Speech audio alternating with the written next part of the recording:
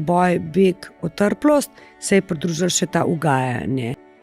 Tam, ko začutiš bolečino, tam je tudi rešitev, kakorkoli je zoprna. Ja, takrat ne vidiš tega. Fotografije, reelsi, šorci, ni da ni, reklame, panoji. Mi imamo toliko enega šuma okoli nas, sploh niso darila ki najbolj ostanejo. Vedno ostane najbolj deljena izkušnja, pa potem še en, follow-up, se pravi, ful hvala, ko si prišla, toliko sem bila vesela, da sem te videla. To najbolj ostane in to najbolj pogreje srce in dušo. Zato pa ni treba toliko denarja, a ne? Kako pa je najlažje se po tvojih izkušnjah otresti teh nefunkcionalnih vzorcev? $1 million question.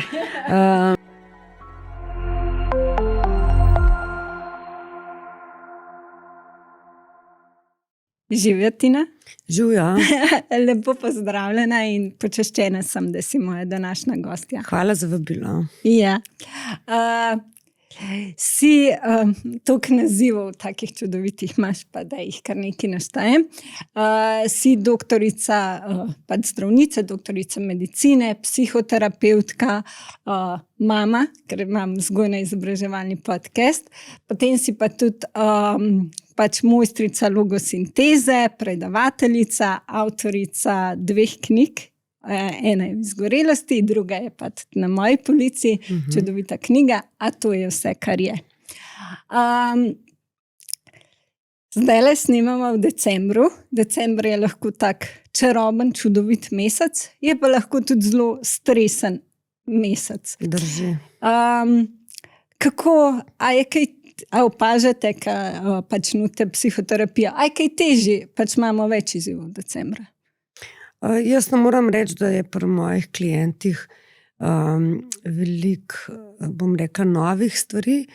Opazam pa tako, ko predavam, ko srečam ljudi, ki niso, rečemo, moj profil direkten, ki bi se k meni prijavili na terapije, ampak jih srečam na delavnicah, jih srečam tako v sproščenih kontaktih ali pa na predavanjih, pa pridejo, pa se mi potožijo, ali pa seveda mi pišejo tudi prek socialnih omrežij za kakšen dodaten nasvet, česar sicer ne delam, direktno ne odgovarjam, ampak naredim pa pol mogoče kakšno objavo. Kaj govorijo? Da se je vsega nabralo, da mogoče glede finančnih kriz, en obračun leta prihaja, potem veliko je staršev, ki se je pokazalo, recimo, so se pokazale dodatne obremenitve z novim šolskim letom, se pravi pri prehodu recimo iz razredne na predmetno stopnjo, pri zaključevanjih šole, iz prehoda iz osnovne na gimnazijo ali pa srednjo šolo, tako da se pozna, plus ta upad sončnih ur, koliko imamo izpostavitve UV svetlobi, se kar pokaže, pa se malo nabere. Pa še ta koledarski obračun leta, jaz nič kaj dosti ne dam na njega, ampak kakorkoli se obrneš, se malo prikrade v misli. Ja. Tako da malo se pozna. Se mi zdi, da sem nekako povedala. Si ti tudi kaj opazila? Ja, se mi zdi, da mogoče mame mlajših otrok, da je to še bolj mogoče, mislim, da je še bolj, ali pa tiste, jaz zdaj trenutno spremljam, mogoče tudi to, da imajo decembru, da si dostikrat same naložijo ene, kaj vse bi morale še v decembru še bolj narediti. Ja, vse ne bi bil to en čas za družino, za prijatelje, je treba okrasiti, obdarovati, pa še ne pozabiti mame majhnih otrok, v bistvu se oktobra začne ta smrklasta doba in se ne neha do konca marca, tako da to stalno vključuje, ne vem, en teden doma, 2 tedna v vrtcu, en teden doma, plus potem nespanje zaradi polnih nosov in tako naprej, kašljanje, zbujanje ob vsakem majhnem pokašljevanju, tako da to so velike, velike obremenitve, ker to gre vsem za neko, bom rekla, skrb, konstantno vklopljenost, konstantno aktivacijo, to je na en način vse neplačano delo, a ne, če ga čisto opredelim. Pa ja, to, kar si pa same naredimo, je pa, da mora biti vse pravlično, pa povezano, pa lepo, pa družinsko. Pa včasih tako težko, ne. Ja, počasih se mi zdi, da je pol še težji, če se preveč primerjaš oziroma gledaš družabna omrežja, ker pa večinoma izpostavljamo, zdaj se malo to spreminja, nekateri tudi več realnosti že izpostavljajo, ampak še vedno prevladujejo tiste mogoče idilične fotografije zdaj na decembra. Fotografije, reelsi, šorci, ni da ni, reklame, panoji, mi imamo toliko enega šuma okoli nas, da potem decembra, se v bistvu že novembra začnejo, niti ne sam z adventnim vikendom, ampak že sred novembra se je že začelo, pa lučke, pa kupite, pa obdarite, pa še ta oglašanje, ki se je spremenil v zadnjih desetletjih, prek influencerjev in prek prikazovanja načina življenja. Ni več, to je dober izdelek, kupite ga, ampak skozi nam kažejo, kako bi morali živeti. In to je velik napor. Pa se dostikrat se pač ne sklada tudi z realnostjo, mogoče teh influencerjev, mi pa vidimo samo eno sliko. Meni je všeč, da zdaj mora pisati, da z nekom sodeluješ ali pa da je oglas, zaradi tega, ker vsaj jaz zase govorim, ga čisto drugače dojemam. Prej sem veliko bolj, bom rekla, se pustila res vplivati od vplivnežev, da je mogoče en proizvod dober, tako so tudi v bistvu se je cela ta panoga razvila, da se mi zdela ena osebna izkušnja, zakaj dela, kako se ga da uporabljati. Če pa zdaj oglas, pa imam že majčkeno opozorila zraven, da ne gre za osebno izkušnjo, ampak gre za plačano sodelovanje. Se razumem, da pač izberejo tisto, valjda, kar jim je všeč, pa v kar verjamejo, ampak me je malo strezni, rečemo, malo me strezni. Ja, tudi mene je to všeč. Mogoče edin pri knjigah popusti. Knjigo mi skoraj vsako lahko prodaš. To imamo pač določene šibke točke. Imamo, gotovo. Lepo. Knjig ni nikoli preveč. Knjiga je lepo darilo, bom tako rekla, pa veliko lepega se najde. Ni pa treba imeti vseh na policah. Jaz sem majčkeno temu naklonjena, da imam zdaj že kar veliko knjižnico, sploh teh, ki nagovarjajo osebno rast, ker se s tem ukvarjam. Sam sem jih pa začela naprej dajati. Nekako pa drugače pa seveda knjižnica, knjižnica je naša prijateljica. Pa res take odlične knjižnice imamo. Mi imamo pa res vrhunsko to organizirano. Mogoče, ker omenila si termin osebna rast, tudi v knjigi, a to je vse, kar je, omeniš? Osebno rast, da ne maram na ta način. Da zdaj že malo bolj. Tako je en izraz, ki imam, bom rekla tak, love and hate relationship. Zakaj? Zaradi tega, ker jaz seveda mislim, da je treba napredovati. Ampak to ne pomeni, da je treba stalno nove stvari pridobivati, ampak tako kot v tej knjigi nagovarjam, se je treba veliko stvari otresti. Se pravi, tisto, kar nam je v otroštvu pomagalo, da smo preživeli, je nekje do 20-25 funkcionalno, potem pa postane tudi nadležno. Ampak ker smo toliko navajeni, se nekaj časa tega oklepamo, pa po moje nekje do 40 razumemo, da ne rabimo vsega in začnemo to tudi metati stran. Ampak sam termin osebna rast pa tako zgleda, da se mora stalno nekaj razvijati in stalno nekaj dopolnjevati, s tem se pa pač ne strinjam. Kako pa je najlažje se po tvojih izkušnjah otresti teh nefunkcionalnih vzorcev? $1 million question. Kako se je najlažje otresti? Najlažje se je otresti tako, da si iskren. Da najprej začutiš pri sebi, ker mislim, da to vsi dosti dobro znamo, začutimo, kaj nam ni všeč.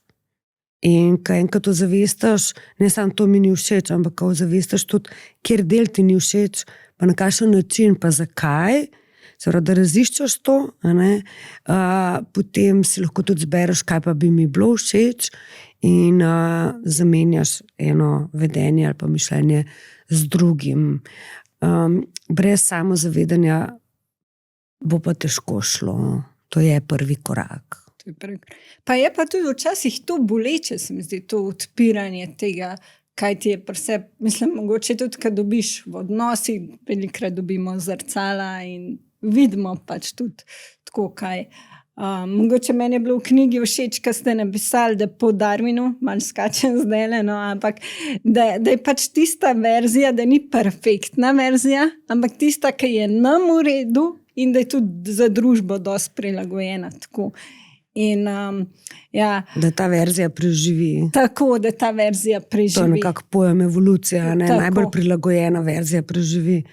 Ampak izziv, ki ga mogoče pri drugih vrstah, ki jih je Darwin obravnaval, je, da imamo mi različna življenjska obdobja in da naša ista verzija v različnih življenjskih obdobjih ne more preživeti, ker ni funkcionalna. Se pravi, moja verzija mene pri 20-ih mi zdaj nič kaj dosti ne more pomagati, zaradi tega, ker jaz nisem več ta punca. Jaz sem zdaj ena zrela ženska, ki potrebuje druge stvari v življenju, zato da bom zdravo živela. Ama una verzija tudi dobre stvari, sveda. Kakšne mogoče, na katere sem pozabila, pa jih bom zdaj, pa sem jih obudila, ali pa jih še bom. Ampak tudi to je evolucija. To pa mogoče, kad te druge živalske vrste nimajo te prednosti, ljudje pa imamo, da lahko v različnih obdobjih in v različnih okoljih izvabimo iz sebe nekaj novega, bolj primernega, bolj zdravega. V knjigi večkrat omenjate tu original verzijo sebe, oziroma pač, da probaš najdeti čim bolj. Ja, ta izraz mi je zato tako všeč, ker v bistvu nakazuje predvsem to, kaj je originalna verzija. To je verzija, kjer je moja življenjska energija v pretoku, ker sem jaz v stiku s tem, kaj so moji potenciali in v stiku s tem, mogoče, kaj je moj smisel tukaj, kaj je moje poslanstvo. Zakaj je to tako dobro? Zaradi tega, ker takrat, kadar je energija v pretoku in ko jo ne blokiram, si zaupam, sem motivirana, sem pogumna in se lotam novih stvari ali pa tudi teh, ki so že obstoječe. Se pravi, jaz pravim, vedno dojenček se rodi načeloma zdrav, vesel, da ima roke, noge, da ga en lepo pogleda in stisne, da je viden, slišan, ljubljen. Nima tega zdaj, a je bil dovolj priden, a je vse naredil, a je dovolj čisto, a je soba pospravljena, se je lepo obnašal. Teh ustreznosti še nima, zato pravim, originalna verzija je, da si ok, zato ker si živ. In nekako s tem enim sprejemanjem in samozaupanjem je najlažje živeti. Lahko ga poimenujete samospoštovanje, lahko ga poimenujete, da ste v stiku z esenco, lahko ga poimenujete, da veste, kaj je vaše poslanstvo. V bistvu ta imena so zelo različna, ampak občutek je pa podoben, ali pa enak. Se pravi, da smo taki, ki smo in da smo vredni ljubezni in spoštovanja samo za to. Wow, kako si lepo pisala. Gremo pa dostikrat čez sebe, tudi, ali pa saj pač jaz se mi zdi, da tudi, ko vemo, recimo, kakšni smo, ali pa kaj je mogoče. V bistvu na ta moj podcast je nastal glih iz tega, ker se mi zdelo, imam še en potencial in še nekaj, kar si želim izkoristiti in tako, ker pač podcast je moj hobi oziroma tako. In nekaj, kar me izpolnjuje in tudi pač poiščem ženske strokovnjakinje, ki pač mi veliko date. Imam pa kdaj izzive, recimo, pač, če se mi kdo jav ali pa tako, pa čeprav vse čutim, imam tako izzive, kdaj še s tem. Kako res prisluhniti sebi, tako v resnici. Da ne gremo čez sebe. Tako, ja. v bistvu ta izraz, da gremo včasih čez sebe, opisuje tudi to, da pustimo, da nam nekdo prestopi meje. Jaz sem drugače tudi borc za to, da se reče, da zaščitimo meje, ne samo, da jih postavljamo, ker jaz mislim, da meje kar dobro imamo, samo da včasih jih kar pustimo, da nam jih nekdo poruši pa prestopi in se takrat obnašamo v skladu s tem, da ta drug človek ne bo prizadet. Ja. Dej, včasih je to seveda smiselno, zakaj pa ne? Treba je biti spoštljiv tudi do drugih in včasih poskrbeti. Je pa smiselno malo oceniti škodo, ki jo s tem sebi naredimo. A si lahko to privoščimo ali ne? Včasih je treba, pogosto pa ne. Zdaj zaščitimo lahko meje na različne načine. Včasih rečemo, le jaz ne moram sodelovati, včasih lahko rečemo, ne moram zdaj sodelovati, lahko pa malo kasneje. Včasih rečemo, jaz nisem tvoj človek, poznam pa nekoga drugega, ki ti bo lahko, tam poišči, ali pa pač rečemo, ne, jaz pač nisem ta. Spravo, na različne načine lahko to naredimo. Sem pa nas ne bo nič kaj dosti stalo. Prav, odvisno od vrednot, ki so pri tem, bom rekla, v ospredju, v fokusu. Ampak če to delamo konstantno, potem živimo samo za druge. Ja. Živimo samo zato, da bojo drugi zadovoljni, da ne bo noben okoli nas nesrečen, užaljen, prizadet, razočaran. Zdaj, kakšna cena je za nas, pa kar malo pozabimo. Okay? In ta del je dosti važen. Zaradi tega, ker če živimo v stiku s sabo, potem bomo lahko iskreni do drugih in jih ne bomo zadovoljevali. To je drugače od eden od zdaj 4 stresnih odzivov, se pravi boj, beg, otrplost, se je pridružil še ta ugajanje. Ta, bom jaz rekla, pa je stresni odziv 21. stoletja, ker ta je tisti, ki vodi zdaj največ do izgorelosti, ker čist zanemarimo sebe in samo zadovoljujemo potrebe drugih, zato da bo življenje mirno. In to, pri vzgoji, je to kar izziv, zaradi tega, ker seveda ti greš kot mama, greš v simbiozo z otrokom in moraš ugajati njemu na toliko in toliko. In dokje ostaneš ti svoj človek, zdrava ženska, in dokje toliko pozabiš na se, samo zato, da bo otrok zdrav. Ker otrok ima 2 starša.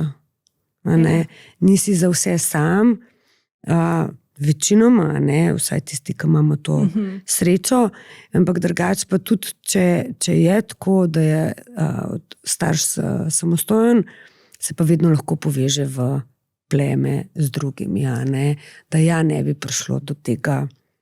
Da najde recimo svojo vas ali pa čim pač podporo. Tako. Zelo težko.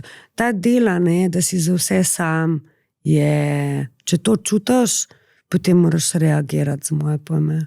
Treba poskrbeti zase, ker v bistvu v današnjem času nihče ne rabi biti sam, zares.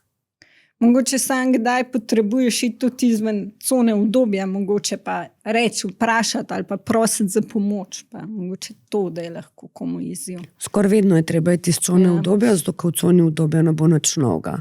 Če si v coni udobja prišel do nekih zapletov, ovir in tako naprej, so rešitve samo zunaj nje. Ker če bi bile znotraj, pa ne bi bilo zapletov. Ja, ampak v bistvu glih te, mogoče najtežje vsaj iz mojega življenja, so mi največ dane, največ. Ja, točno tako, ko si lepo rekla.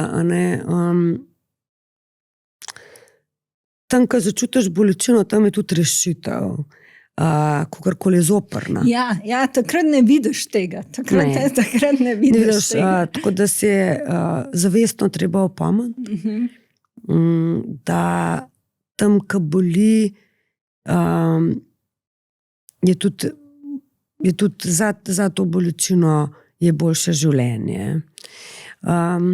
Jaz to dosti po medicinskem modelu včasih razložim in sicer simptom vam vedno ponuja tudi rešitev. Nam ponuja tudi rešitev.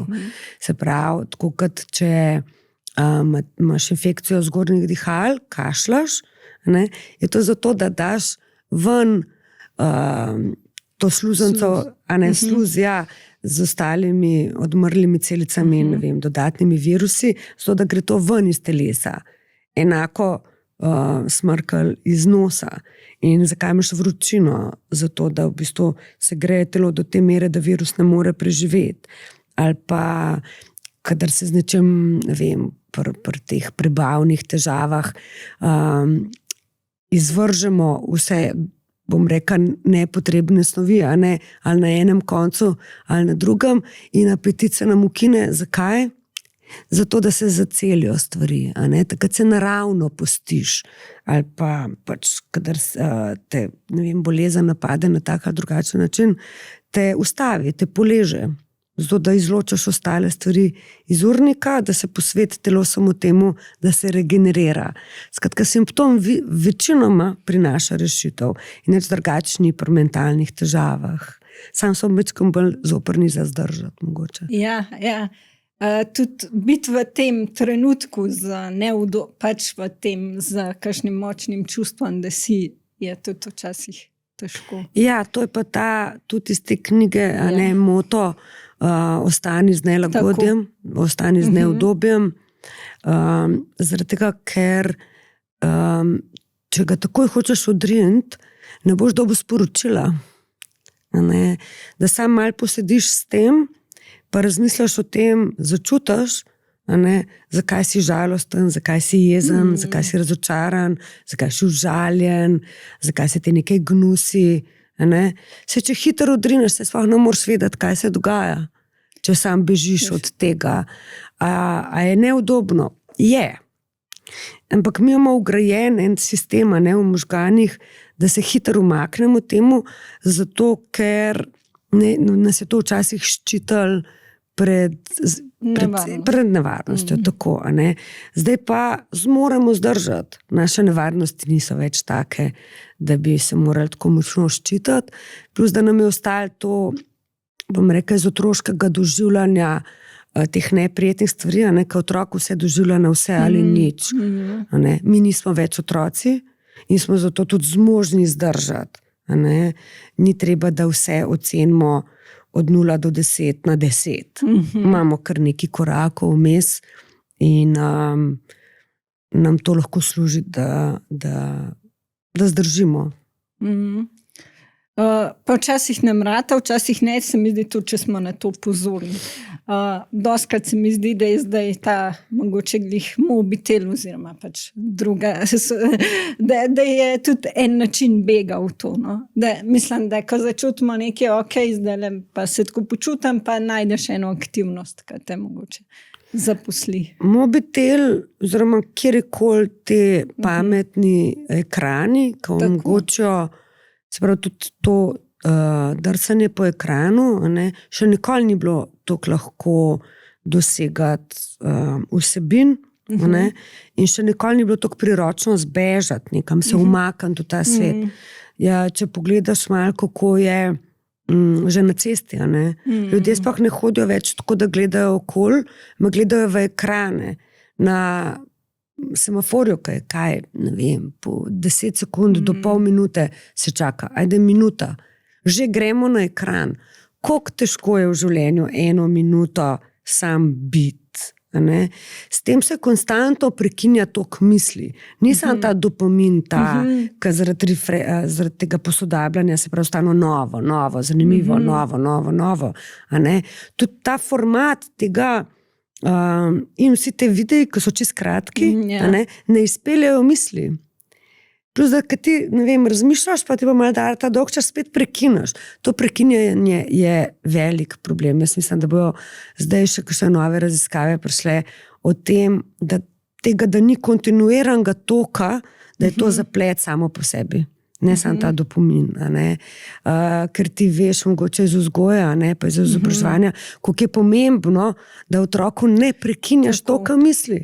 Da mu daš, ne vem, gar šalčko, da jo on pogleda, obrne, zlije, kar je noter, ali pa nekaj na nov napoln, da pade, da ima zvok, da je težka, da se da a ne, da ima neki narisan gor, da je mrzla na vtip, da če gre noter topla tekočina, ta topla.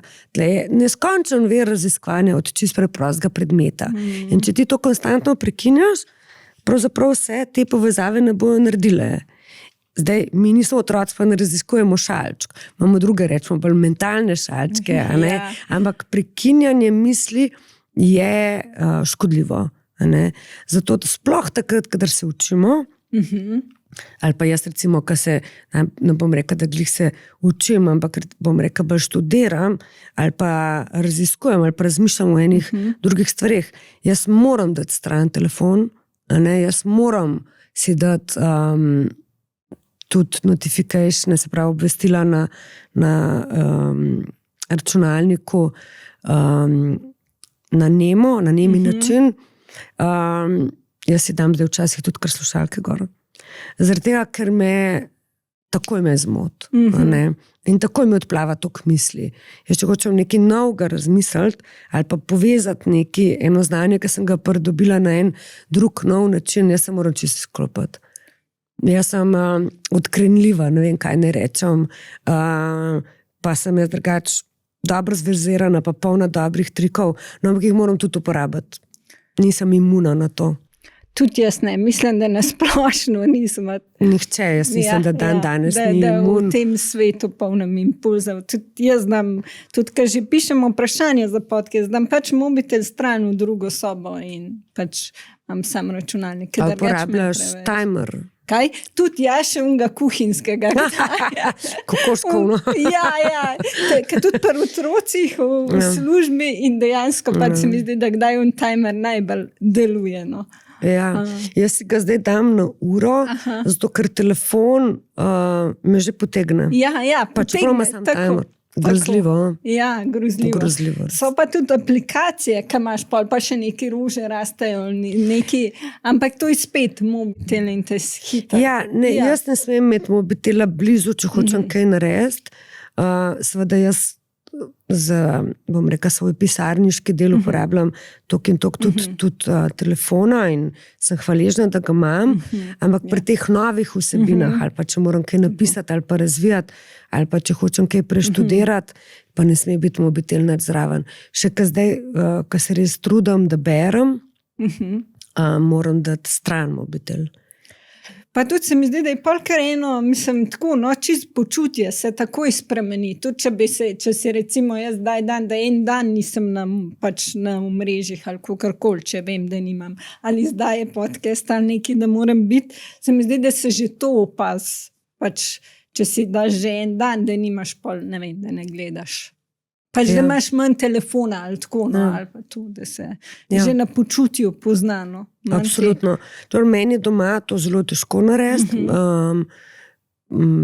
Bolj zdržim tako pol dneva ali pa, da se odločam, da od zdaj, ne vem, da ga odložim, ne vem, ob 6 popoldne, pa da ga ne gledam več.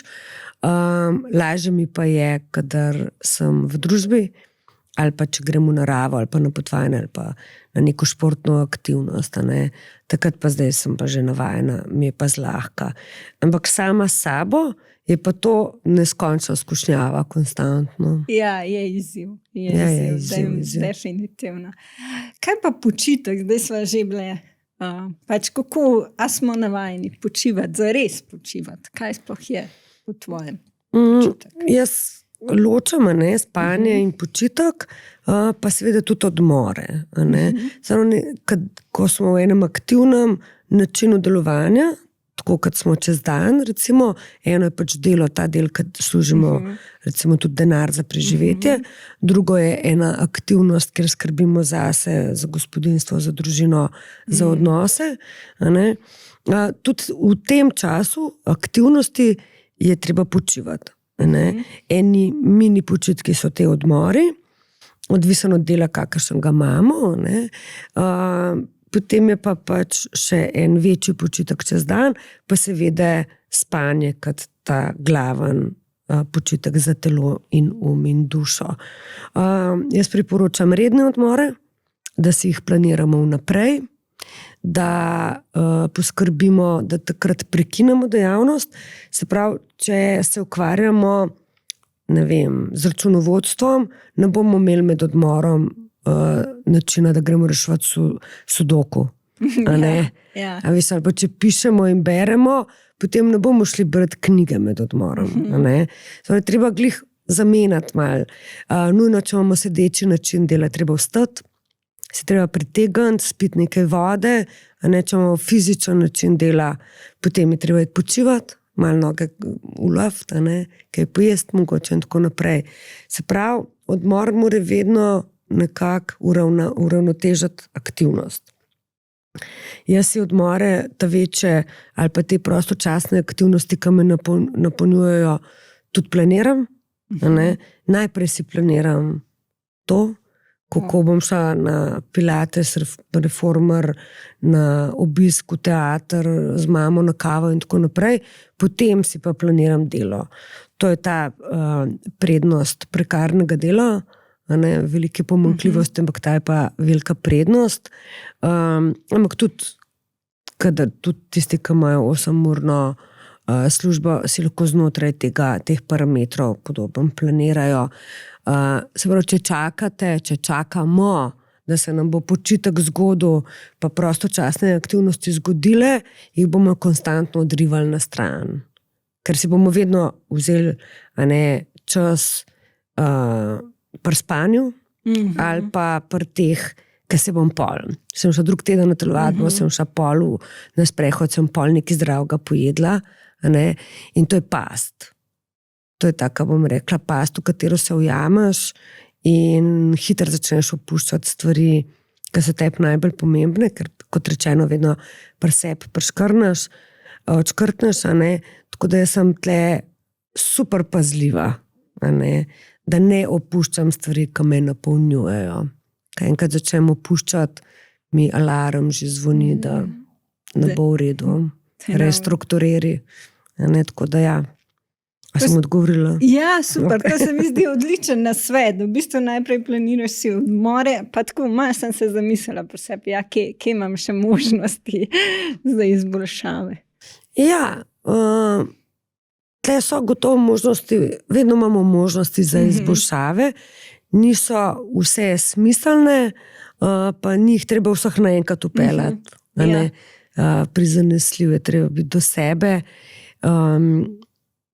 Tako uporabljam besedo treba, skušam jo čim bolj vrčevati z njo, ampak tle je smiselno uporabljena. Treba je biti prizanesljiv do sebe. Ja, do sebe smo dostkrat, kot si rekla, da damo v aktivnosti te prve, običajno, večina ljudi da tiste aktivnosti prve strane, ali pa, tudi do sebe imamo najslabše samogovore, saj večina. Ja, recimo dve stvari tle, profesor Drnovškova je tako lepo enkrat rekla pri teh, ki izgorevajo, pa tako, kaj ste pa opustili? Kaj vse ste opustili? In pol ta zgodba, zakaj nekdo izgori, postane veliko bolj jasna. Ker ne gre za to, kaj vse je naredil. Bolj okoli tistega, česa ni, ker tisti napoln dušo. Drugo je pa ta samogovor. Vedno, kadar rečeš sama sebi ne dovolim, ali pa sama sebi moram vprašati, ali pa sama pri sebi vidim, imaš že dvogovor. Je že ena ti, pa ena taka jo sodi. In ta je lahko tudi prijazna.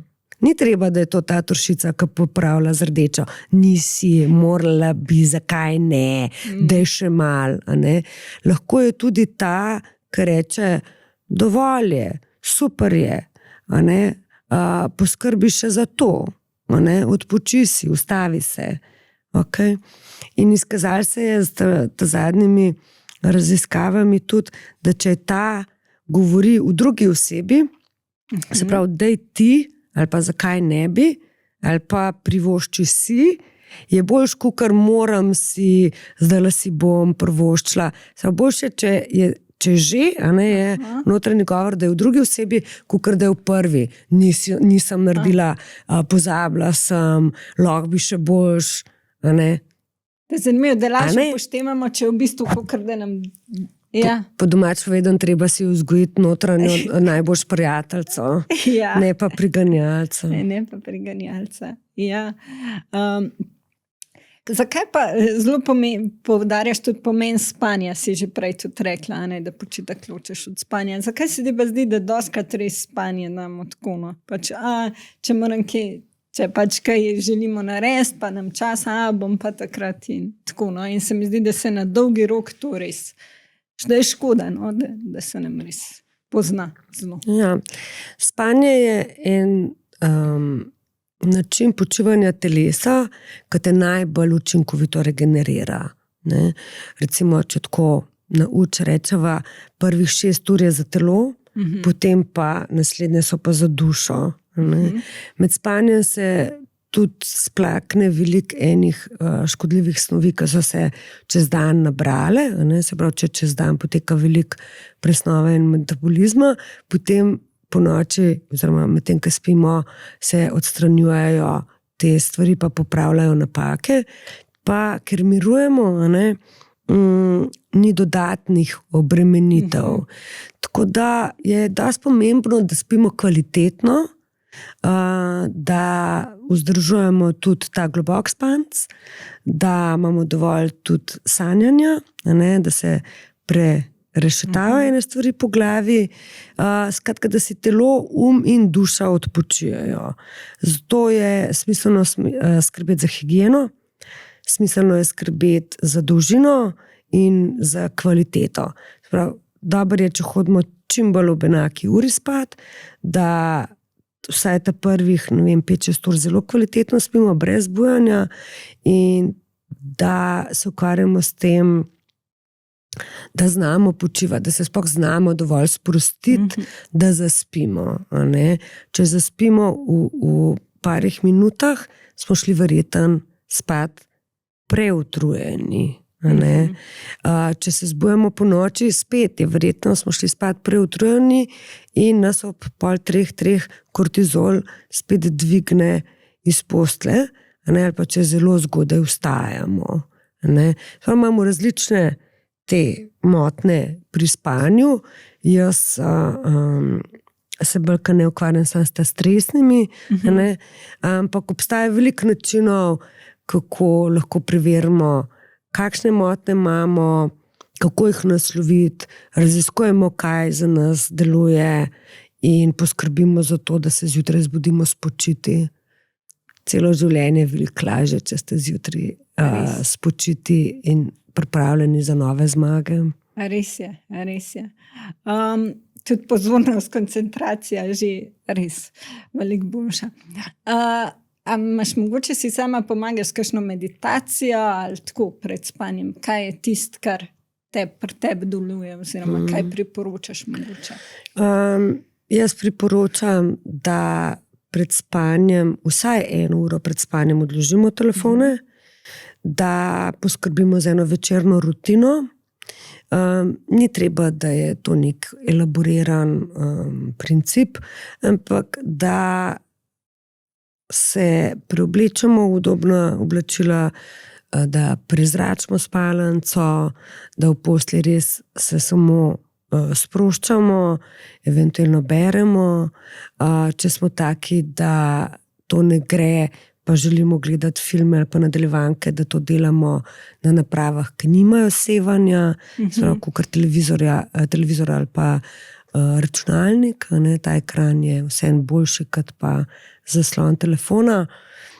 Drugače pa priporočam tudi glasbo. Sploh to glasbo neverbalno ali pa to, ki je namenjena umiranju ali pa meditaciji. Priporočam progresivno mišično relaksacijo, sprav, da postopamo sprostiš cel telo. To je kot ena kombinacija in relaksacije in čuječnosti in avtogenega treninga, če mene vprašaš. Avtogeni trening je malo izgubil na popularnosti, ampak ekstremno učinkovit sistem. Potem dihanje s podaljšanim izdihom. Pa seveda jaz tudi priporočam magnezij, sploh za ženske zrelih let, pa za športnike ali pa po obremenitvah, in to kvaliteten magnezij, ne samo te šumeče tablete. Priporočam tudi, da se malo pregleda prehrano, da se zvečer ne je težkih hran, da se pa poskrbi, da mogoče nas ne zbudi kakšen padec sladkorja po noči, če smo pod stresom, se to zlahka zgodi. Kaj še priporočam, tudi tople kopeli, masaže s kakšnimi olji, jaz uporabljam masažno pištolo tudi, pa sproščanja. Pa seveda ta nežen glas, da čuti, če se zbudiš, da si rečeš, okej, danes je tako, bo pa jutri boš, pa da magari samo se po noč sproščaš, da ne greš takoj se obtoževati, da zdaj pa še spim dobro. Če je glava prepolna, joj, pa zapište na papir. Treba je dati ven iz glave, pa nekaj zaključati, ker je to pomemben signal, da se stresen odziv, ki nas večinoma drži po koncu, umiri, da je za danes konec. Prav, treba je zaključiti dan. Oziroma, kaj še ponovadi rečem? Ponovadi rečem tako, ko uspavate otroke, dajte še sebe. Kopel, kašica, pravljica, božanje, zibanje, glasba, stisnce z nečem, ki nam je ljubo in prepustiti temu nočnemu svetu. Ja, wow, sami lepi, dobri, uporabni nasveti. Mogoče še svetloba, tudi verjetno, saj meni pomaga, da zvečer nimam, da se mi zdi, da se mi laže melatonin, če nimam vseh luči tam močnih pržganih, da se dam. To je pa zelo individualno, imam jaz občutek, enih čisto nič ne moti, eni morajo imeti pa tišino, temo, hlad, primerne obleke, tako poslo, tako zglavnik in tako naprej. Lejte, vsak človek je unikaten in prav je, da poskrbi zase. Treba najti svojo formulo. In tle je včasih najboljš, kar učenje s poskusi in napakami. Vložiti v to, da se igraš in boš že najdel eno, ki ti prija. Pa tudi tam mogoče dela pol leta, pa ne več, pa treba spremeniti. Pa se pač spremeni, Tako da. Kaj pa jutra? Vi ste uvedli ta jutranje strani. Uvedla nisem, to bi bilo pa res lepa medalja, ampak ni moja. Kaj pa je jutri, kaj vas zanima? Mislim, povzeli ste mislim, da sem se celo naročila takrat po vašem priporočilu na to gospo. Boste vi več povedali o teh jutranjih stranih, pa zakaj to deluje, da zjutraj pišemo oziroma tako. Jutranje strani so en princip, ki ga je uvedla Julia Cameron, ki je napisala knjigo Umetnikova pot. Jaz sem knjigo šele začela brati, tako da ne moram kaj več povedati. Vzela sem ta princip zaradi tega, ker sem želela en jutranji obred, ki ni povezan s telefonom, pa ki bi bil povezan s tem, da me fokusira za čez dan. Jaz sem bolj iz divergentnega spektra organizacije uma in če imam preveč stvari v glavi, me lahko blokira. Tako da ta je pa ena taka, da vstaneš in vse, kar imaš v glavi, zapišeš. Ne paziš na slovnico, to je bil tudi izziv, ne paziš na pravilnost, gre samo za to, da daš ven to, kar se ti mogoče vrti po umu. In zapišeš, kar želiš. Eni rabijo kaj usmeritev, eni ne, načeloma ne bi napisal 3 A4 strani, pa so pa bolj pa manj stroge verzije. Lahko pišeš tako, da svinčnik sploh ne zapusti papirja, vedno A4 strani, vedno 3. Eni so pa manj strogi, pa dajo tudi te prompte, ena navodila, kaj je bilo včeraj, kaj bo danes, kaj bo jutri. Eni opisujejo, kaj vidijo, kaj slišijo, ko se počutijo, kaj želijo razmisliti in tako naprej. Meni je še najlepša prispodoba, da je meni tako, da bi si pometla smeti iz uma, ali pa da bi kuhala juho, pa bi tisto peno dol pobirala, pa bi samo bistra tekočina polna okusov ostala. Tako da jaz sem ravno zdaj jih začela spet pisati, sem jih pogrešala, imela sem težave s komolcem, pa mi je bilo odsvetvan, da ga še dodatno obremenjujem s temi mikrogibi, ampak zdaj je komolc zdrav in motivacija nazaj, pa prazniki so tukaj, tako da to pomeni tudi počasna jutra in meni ni lepšega, kakor da jih začnem tako, da najprej to dam ven in sem nekako bolj pripravljena na dan, tako da toplo priporočam. Ja, ker se mi zdi, da to je zelo pomemben, kako dan začnemo, no? Da je čist drugače, ali ga mogoče... Ja, čist drugače.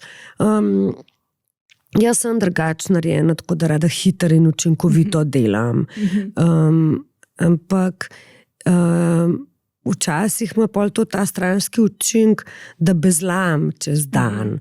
Ta me pa tako zasidra, da vem, kaj bo, odločena sem in nekako veliko bolj prisotna. In veliko bolj prisotna tudi zato, kar je bilo včeraj ali pa predvčerajšnjem, pa kaj mi je ostalo od določenih stikov, pa odnosov, pa doživeti. Tako da meni pravzaprav omogoča, da veliko bolj prisotno živim, da ne ostaja tako na površju. Ja, pa tudi več stvari pol opazim, ki se dogajajo, kar je tako nekako, bom rekel, osnova zdravja in hvaležnosti in negovanja te pristnosti v življenju. Tako da same lepe stvari, kaj ne rečem. Da smo bolj pozorni na to, kar imamo. Veliko lažje. Tako. Veliko lažje, drugače to terja kar nekaj ga truda, na ta način pa se mi zdi, da kar spontano pride. Ja. Mogoče zdaj bolj za zaključek, kaj bi pa vi predali zdaj za praznike? Kaj se vam zdi, da nam manjka oziroma da je tiste na svet oziroma tako, kaj bi ljudem, kaj pa navad? Da je za praznike dovolj časa, da smo lahko tukaj in zdaj. Da optimiziramo svoje načrte samo v to, da smo prisotni, pa da se pogledamo v oči, pa da si vzamemo dovolj časa, da si kaj povemo. Tudi tiste stvari, ki jih drugače imamo za samo po sebi umevne. Se pravi, da je normalno, da se medve vidva. Ne, normalno je, da se vidva. Kaj pa je tako normalno, da se znava pogovarjati, da uživava v družbi ena od druge, da nam je všeč, da si poveva, kaj se je zgodilo, kaj cenva ena pri drugi, kaj je bilo finga, v čem najbolj uživava in česa se najbolj veseliva in tako naprej. Taki trenutki so tisti, ki nam najbolj ostanejo. Stvari, ki smo jih podelili. Ali da greva skupaj na sprehod, ali da skupaj nekaj nariševa, napiševa, spečeva, skuhava. Sploh niso darila ona, ki najbolj ostanejo. Vedno ostane najbolj deljena izkušnja, pa potem še en, bom rekla, follow-up, se pravi, ful hvala, ker si prišla, toliko sem vesela, da sem te videla, za zmer sem zapomnila to pa to. To najbolj ostane in to najbolj pogreje srce in dušo.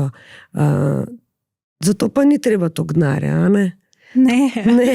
Tako da to je tisto, kar ostane in mislim, da prazniki res s tem, ki so dela prosti dnevi, to omogočijo.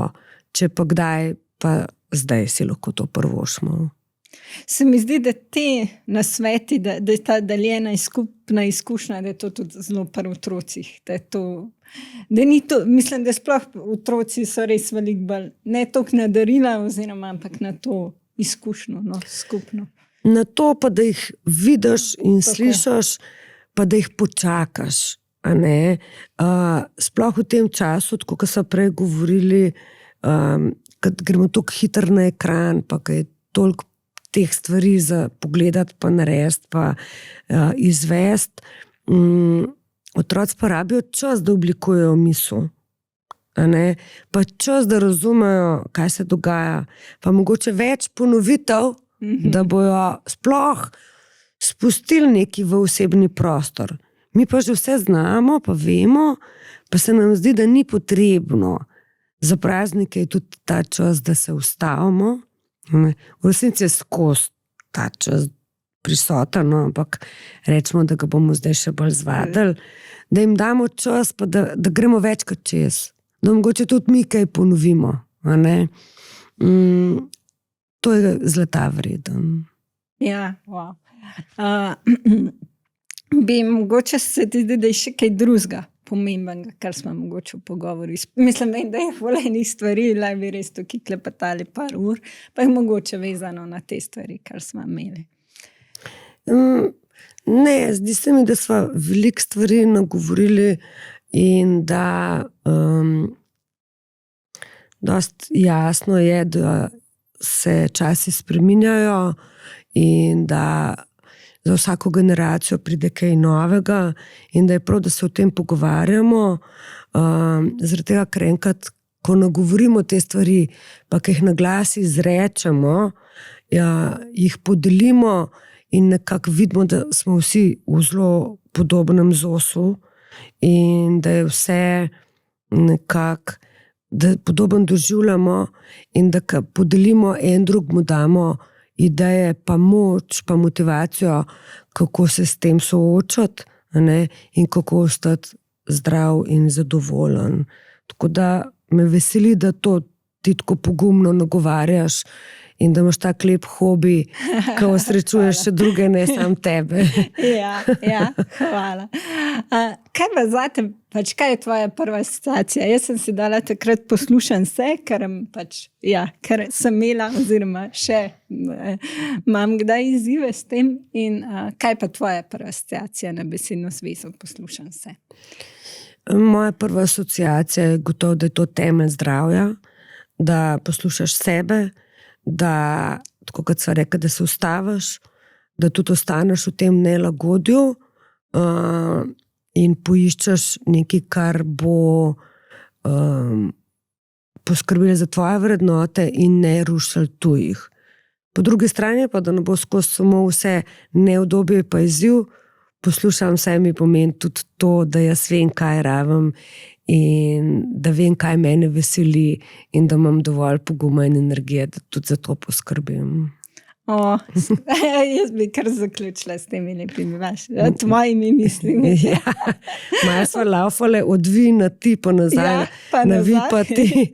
Ampak mislim, da ta glavna misel ni bila zaradi tega nič kompromitirana. Hvala ti še enkrat za vabilo. Hvala te. Res sem uživala v pogovoru, enih koristnih, zanimivih informacij si podala. Jaz sem pa večkrat od ti, ne vi. Noč hudega. Važno, da je vsebina prišla čez. Tako da lepe praznike te želim. Ja, tudi tebi.